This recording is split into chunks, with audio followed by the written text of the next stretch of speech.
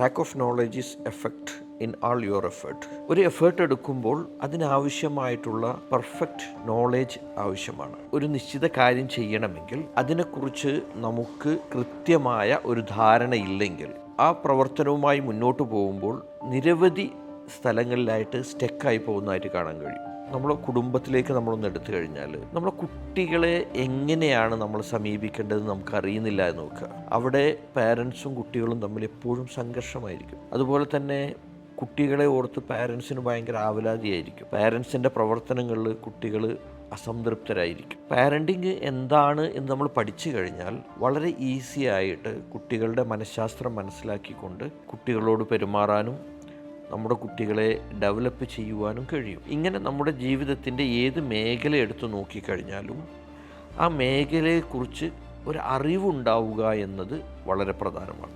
മറ്റൊരു ഉദാഹരണത്തിലേക്ക് നമ്മൾ പോവുകയാണെങ്കിൽ കമ്മ്യൂണിക്കേഷൻ.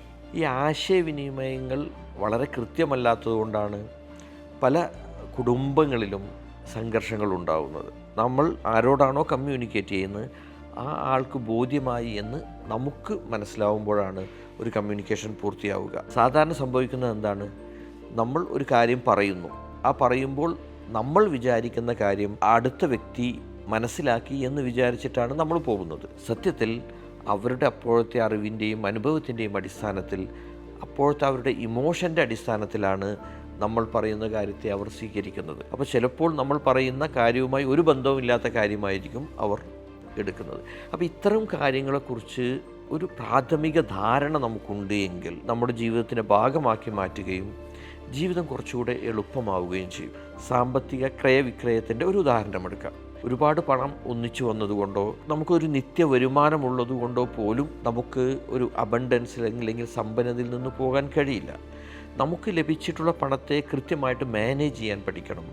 അതുപോലെ തന്നെ നമുക്ക് കിട്ടുന്നൊരു നിത്യ വരുമാനമാണെങ്കിൽ അതിനെ കൃത്യമായിട്ട് ഡിവൈഡ് ചെയ്തുകൊണ്ട് സമ്പത്ത് നമുക്കൊരു ഇൻവെസ്റ്റ്മെൻറ്റിലേക്ക് മാറ്റണം, നമ്മുടെ ചെലവുകളിലേക്ക് എടുക്കണം. ഇങ്ങനെ ഓരോരോ കാര്യങ്ങൾക്ക് വേണ്ടി നിശ്ചിത പേഴ്സൻറ്റേജ് വെച്ച് അതിനെ മാനേജ് ചെയ്യണം. അങ്ങനെ മാനേജ് ചെയ്ത് പോകുമ്പോഴാണ് നമുക്ക് ലഭിക്കുന്ന സാലറി അല്ലെങ്കിൽ നമുക്ക് ലഭിക്കുന്ന നിത്യവരുമാനത്തെ ഒരു സമ്പന്നതയിലേക്ക്, ഒരു അബണ്ടൻസിലേക്ക് നമുക്ക് കൊണ്ടുപോകാൻ കഴിയുക. ഇങ്ങനെ നമ്മൾ ഓരോ മേഖലകളെടുത്ത് പരിശോധിച്ചാലും അവിടെയൊക്കെ നമുക്ക് ഒരു പ്രാഥമികമായ അറിവുകൾ വേണ്ടതുണ്ട്. നമ്മുടെ ജീവിതത്തിൻ്റെ വിവിധ മേഖലകളിലേക്ക് പോകുമ്പോൾ ഈ പ്രാഥമികമായ അറിവുള്ള ആളുകളുടെ എണ്ണം കുറവാണ്.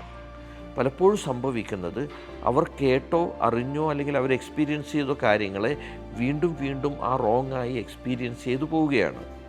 ഇപ്പോൾ നമ്മുടെ കുട്ടിക്കാലത്തെക്കുറിച്ച് നമ്മൾ ആലോചിച്ച് കഴിഞ്ഞാൽ നമുക്ക് മനസ്സിലാക്കാൻ കഴിയും.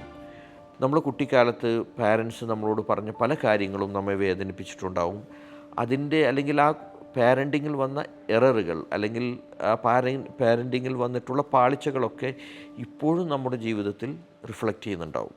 പക്ഷേ നമ്മളെന്താണ് ചെയ്യുന്നത്? ഇതേ റോങ് ആയിട്ടുള്ള കാര്യങ്ങൾ നമ്മുടെ മക്കൾക്കും കൊടുക്കുന്നു. അപ്പോൾ ഇതിങ്ങനെ ചെയിനായിട്ട് പോകുന്നു. ആ പാറ്റേണെ കട്ട് ചെയ്യണമെങ്കിൽ പ്രാഥമികമായ നോളേജ് നമ്മൾ അക്വയർ ചെയ്തിട്ടുണ്ട്. ഇപ്പം ഇന്ന് നമുക്ക് ഇത്തരം നോളേജുകൾ നേടാനുള്ള വിവിധ മാർഗങ്ങളുണ്ട്. അപ്പോൾ ആ മാർഗങ്ങളിലൂടെ നോളേജ് നേടുകയും അതോടൊപ്പം തന്നെ അതിനെ നമ്മുടെ ലൈഫിൻ്റെ ഭാഗമാക്കി ഇംപ്ലിമെൻ്റ് ചെയ്യുകയും ചെയ്യണം. ഒരു വിഷയത്തെക്കുറിച്ച് കൃത്യമായ അറിവോടുകൂടിയാണ് പ്രവർത്തിക്കുന്നത് എങ്കിൽ വളരെ ഈസി ആയിട്ട് അതിനെ മുന്നോട്ട് കൊണ്ടുപോകാൻ കഴിയും. നമ്മുടെ ലൈഫും അങ്ങനെ തന്നെയാണ്. പല ആളുകൾക്കും ജീവിതം കോംപ്ലിക്കേറ്റഡ് ആയിട്ടാണ് തോന്നുന്നത്. But life is not complicated. ലൈഫിനെ വളരെ ഈസി ആയിട്ട് നമുക്ക് കൊണ്ടുപോകാൻ കഴിയും. ഇനി നമുക്ക് ബിസിനസ്സിൻ്റെ കാര്യം എടുത്തു നോക്കാം. പല ആളുകളും ബിസിനസ്സിലേക്ക് ഇറങ്ങുന്നത് ബിസിനസ് ചെയ്യണമെന്ന് വിചാരിച്ചുകൊണ്ട്.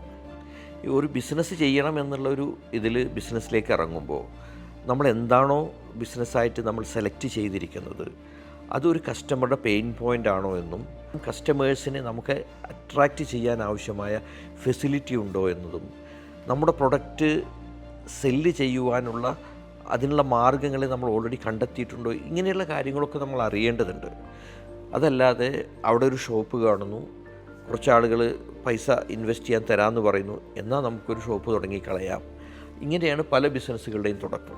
കൃത്യമായി പഠിച്ച് മനസ്സിലാക്കിക്കൊണ്ട് നിങ്ങളൊരു ബിസിനസ്സുമായി മുന്നോട്ട് പോവുകയാണ് എങ്കിൽ അവിടെ നിങ്ങളുടെ മുമ്പിൽ വരുന്ന ചലഞ്ചസുകൾ വളരെ കുറവായിരിക്കും. മാത്രമല്ല, അത്തരം ചലഞ്ചസുകളെ അതിജീവിക്കാൻ ആവശ്യമായിട്ടുള്ള അറിവ് കൂടി നിങ്ങൾ നേടിയാൽ ബിസിനസ് ഫെയിലിയർ ആണോ പരാജയമാണോ എന്നതിനേക്കാൾ ഉപരിയായിട്ട് ആ ബിസിനസ് നടത്തിക്കൊണ്ടുപോകുമ്പോൾ നമുക്ക് കൂടുതൽ പഠിക്കാനുണ്ടോ, മാത്രമല്ല ആ ബിസിനസ് നടത്തിക്കൊണ്ടു പോകുന്നത് സിസ്റ്റമാറ്റിക് ആണോ എന്നതാണ് പ്രധാനം. നമുക്ക് ഒരു പരാജയമോ 2 പരാജയമോ ഉണ്ടായതുകൊണ്ട് ബിസിനസ്സിൽ നിന്ന് പിന്തിരിയണമെന്നില്ല. പക്ഷേ അതിൽ നിന്ന് പാഠം ഉൾക്കൊള്ളണം. അപ്പോൾ ആ പാഠം ഉൾക്കൊണ്ടുകൊണ്ട് നമുക്ക് അടുത്ത സ്റ്റെപ്പിലേക്ക് പോകാൻ കഴിയും.